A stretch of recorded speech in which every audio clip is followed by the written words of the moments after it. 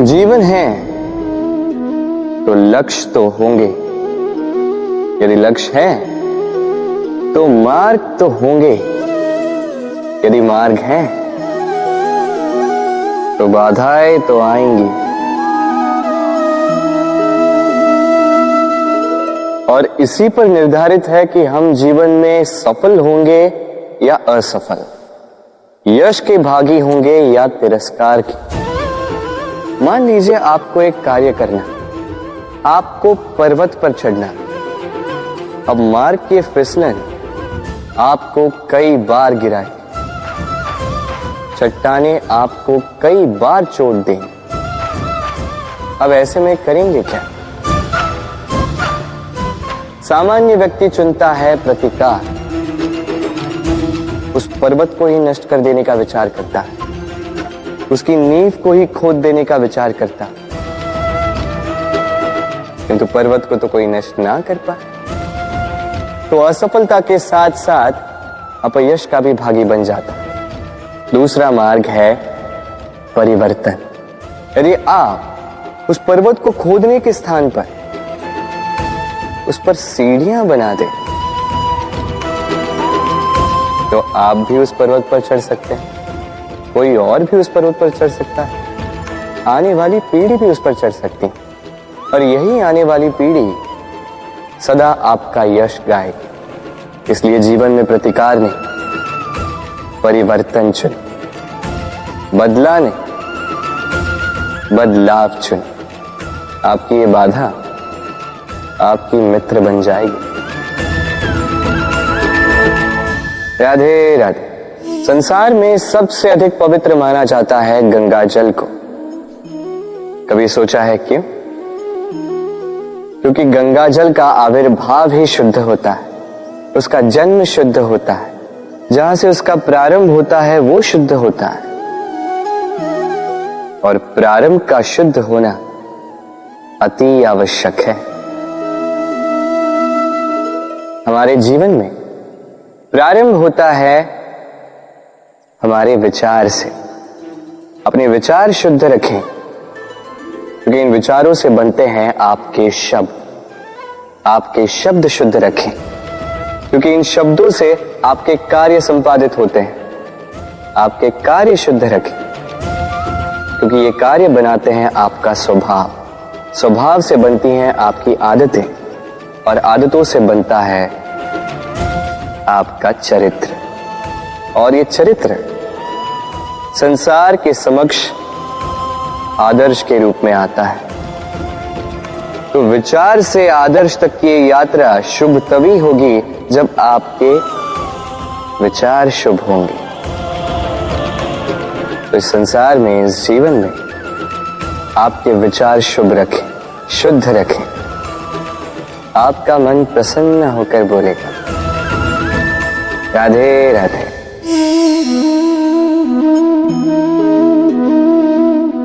दूध और माखन। यदि मैं आपसे पूछूं कि इन दोनों में संबंध क्या है, आप कहेंगे सरल सी बात है, दूध से ही तो माखन बनता है। यदि मैं आपसे पूछूं कि इन दोनों में अंतर क्या है, तो कोई कहेगा एक तरल है तो दूसरा ठोस, कोई कहेगा एक जनक है तो दूसरी संतान। नहीं, इन दोनों में अंतर है शुद्धता का। माखन दूध से कहीं अधिक शुद्ध होता है। इस बात को कुछ इस प्रकार समझा जा सकता है। यदि कोई कीट आकर उस पात्र में गिरे जिसमें दूध गिरा है, तो आप क्या करते हैं? आप दूध को फेंक देते हैं। किंतु यदि कोई कीट आकर उस पात्र में गिरे जिसमें माखन रखा गया, तो आप क्या करते हैं? आप उस कीट को निकाल कर फेंक देते हैं। ये कीट मैला, ये कीट दूषित है।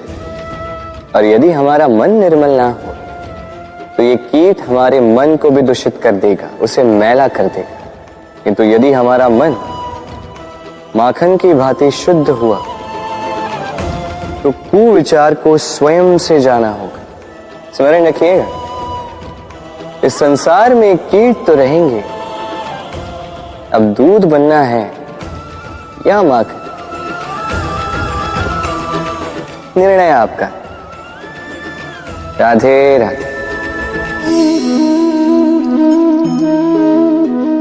आपने जीवन में कभी न कभी किसी पौधे को जल तो दिया ही होगा।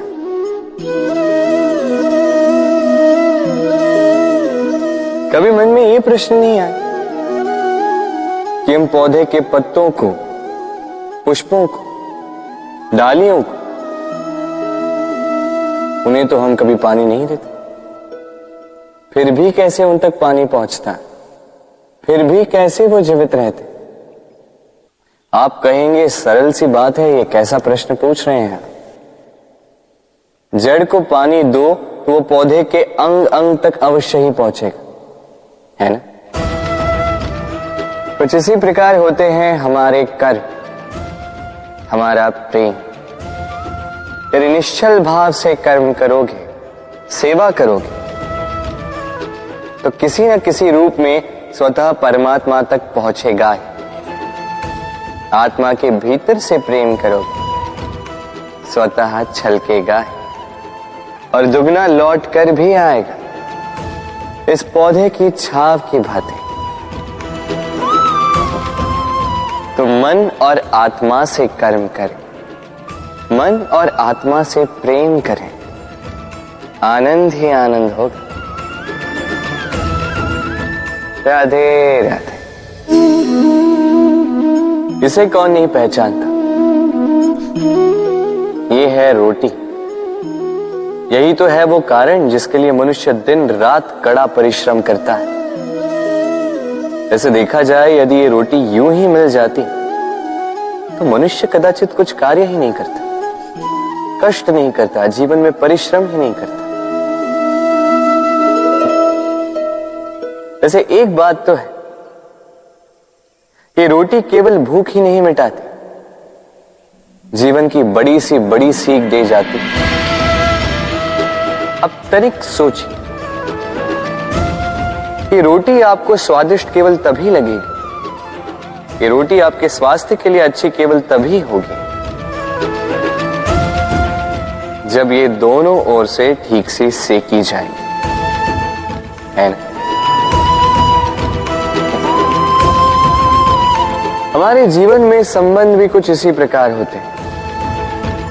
यदि दोनों ओर से अच्छे से निभाए जाए तभी आपको आनंद देते। इसलिए केवल पानी के लिए आतुर ना रहे, लौटाने में भी विश्वास रखें।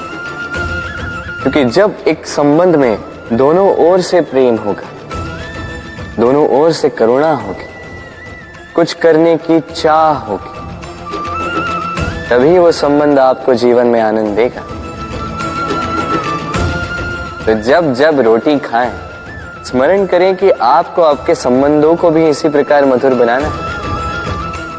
मन प्रसन्न होकर बोलेगा, राधे राधे। वर्षा में कई बार आपने इंद्रधनुष देखा होगा, सतरंगा, मन भाव। पहला प्रश्न, ये इंद्रधनुष बनता कैसे? होता यूं है कि जब वर्षा की बूंदों से प्रकाश होकर निकलता है, तब वो अपने वास्तविक 7 रंगों में विघटित हो जाता है और तब हम इस इंद्रधनुष को देख पाते हैं। दूसरा प्रश्न, ये इंद्रधनुष वर्षा की बूंदों से ही क्यों बनता है? कारण है शुद्धता। वर्षा की बूंदें शुद्ध होती हैं, आकाश से धरती की ओर गिरती हैं, किंतु स्वयं के लिए नहीं, धरती की प्यास बुझाने के लिए। और इसीलिए तो प्रकाश जैसी वेगवान तरंगों को विघटित कर जाती है, उसकी वास्तविकता सामने लाती है। यदि आप भी शुद्ध मन से परोपकार करोगे, औरों के लिए जियोगे, तो विश्वास कीजिए, कोई आपको छल नहीं पाएगा। बड़े से बड़ा प्रहार टूट जाएगा यदि आपके मन में प्रेम की शुद्धता है। राधे राधे।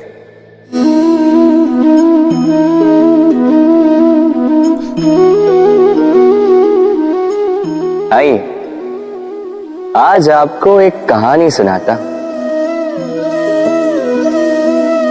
एक बार एक नेत्रहीन व्यक्ति गया मंदिर ईश्वर के दर्शन प्राप्त करने। अब जब वहां उपस्थित लोगों को यह ज्ञात हुआ कि यह व्यक्ति नेत्रहीन है, तो कुछ लोगों ने उसका उपहास उड़ाना प्रारंभ कर दिया। वो जिसकी स्वयं की दृष्टि ही नहीं, क्या करने आया होगा यहां? कदाचित ईश्वर से शिकायत करने आया होगा कि क्यों आपने मुझसे मेरी दृष्टि छीन ली। किंतु इन सभी बातों से उस नेत्रहीन व्यक्ति ने स्वयं को पीड़ित नहीं होने दिया। वो मुस्कुराया और उसने केवल एक बात कही, माना कि मेरे भाग्य ने मुझसे मेरी दृष्टि छीन ली, किंतु मैं अभागा नहीं, क्योंकि मेरा ईश्वर वो मुझे देख सकता है।